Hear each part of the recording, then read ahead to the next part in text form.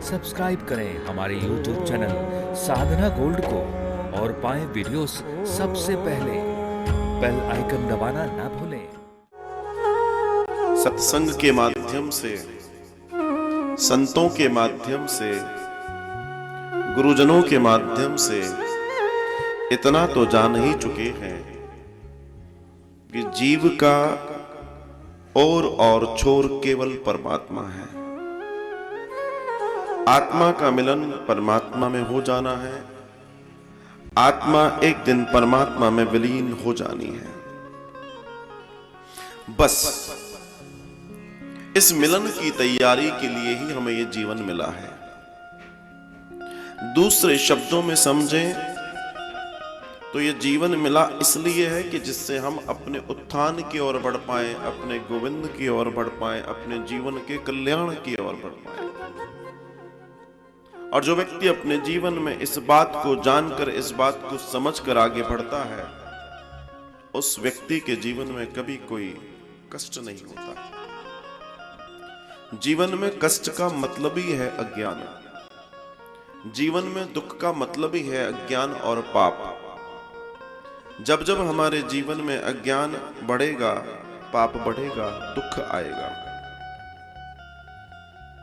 और हम अगर ईश्वर की ओर बढ़ रहे हैं, अगर हम अपने जीवन को उसको जानने की ओर प्रेरित कर रहे हैं, तो आप ये मान लीजिएगा कि आपका दुख और पाप छट जाएगा। लेकिन ये प्रयास, उसकी ओर बढ़ने का प्रयास पूरी ईमानदारी से होना चाहिए। कई बार हम देखते हैं कि भक्ति तो खूब दिखती है, लेकिन साहब दुख यथावत है,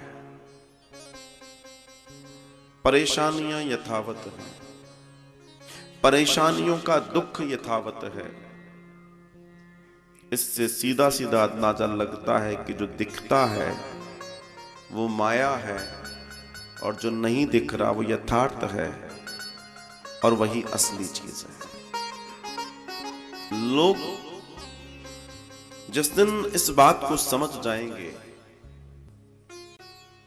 कि हमें और आपको सत्य जीवन, सही जीवन जीना है, तो आप समझ लेना कि आपके जीवन में आनंद आ जाएगा। भगवान श्री कृष्ण का प्राकट्य, इस धरा पर वो प्राकट्य है जिसमें प्रेम है, विश्वास है, ईश्वर के प्रति सरलता से पहुंचने का मार्ग है। और सबसे बड़ी बात ये कि तुम्हारी स्वीकारोक्ति है भगवान की। भगवान कहते हैं मैं तुम्हें स्वीकार करता हूं। भगवान श्री कृष्ण के इस अवतार की एक और बड़ी सुंदरता है, और अगर उसको बहुत गौर से देखें तो वो सुंदरता है इस युग में, ये जो युग है, इस युग में मतलब कलयुग के पहले उनका आना, कलयुग के पहले भगवान का आना, और अपनी जिन कलाओं को प्रदर्शित कर रहे हैं, अर्थात उनका कहने का जो माध्यम है, जो साधन है, वो जीव और जीवात्मा को समझना होगा। जिस दिन हम इस बात को समझ जाएंगे, जिस दिन इस बात को अपने जीवन में उतार लेंगे, आप समझ लेना कि आपके लिए कहीं कोई समस्या नहीं है। समस्या में वही लोग हैं, भटकाव उन्हीं के जीवन में है जो स्थिर नहीं है। जिसके जीवन में स्थिरता होगी वो कभी भटकता नहीं है, वो कभी रोता नहीं है, वो कभी दुख नहीं होता।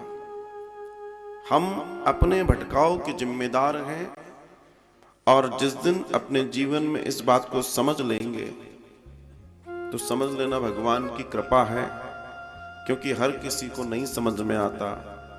जिस पर कृपा होती है वही समझ पाता है। बाकी जिसको भगवान नहीं पसंद करते, जिसके आचरण ईश्वर को पसंद नहीं है, उसके जीवन में बदलाव भी नहीं आता।